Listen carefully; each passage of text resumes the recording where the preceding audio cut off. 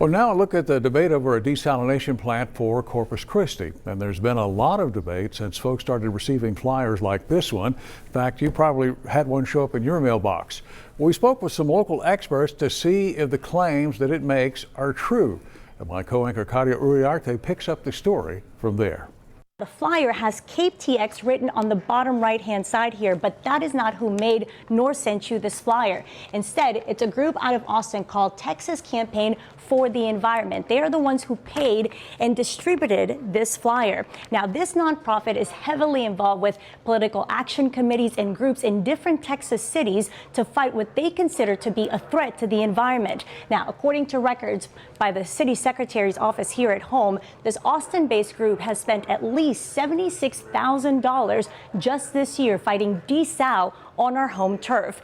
And our city manager, Peter Zanoni, says that every single aspect of this flyer is inaccurate and misleading. I got one myself last Friday. The flyer says our Corpus Christi City Council wants to treat our bay like number 2, using an emoji to illustrate their point. That's not true. That's our biggest asset here in the community.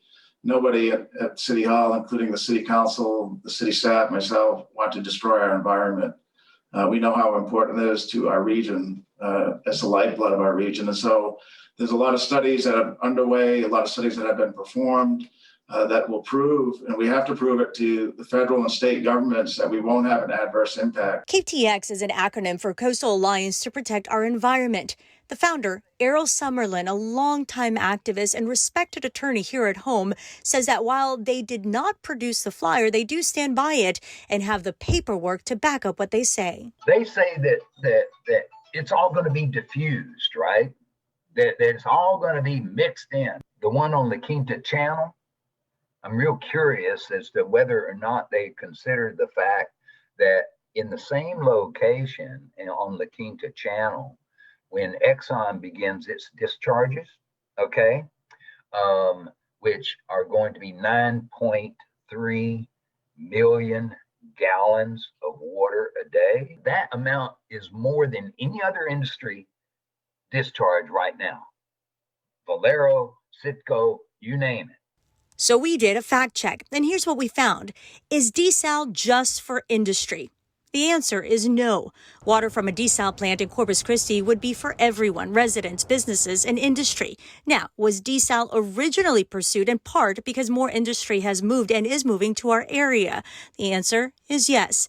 But the city says that the purpose has evolved for it to be for everyone, including the 7 counties who rely on the city's water. As far as polluting our bay, the Hart Research Institute at Texas A&M Corpus Christi conducted a study, and they are in favor of a desalination plant.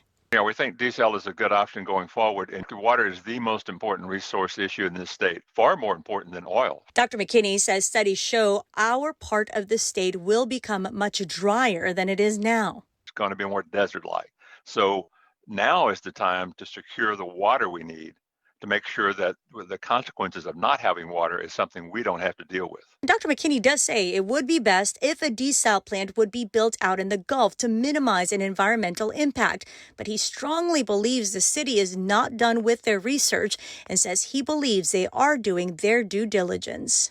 Now, there's a lot more to desal, so much more, including why not build a desal plant in the Gulf? Just go to our website, christv.com, to see more, including why you should not be calling this number that's on this flyer.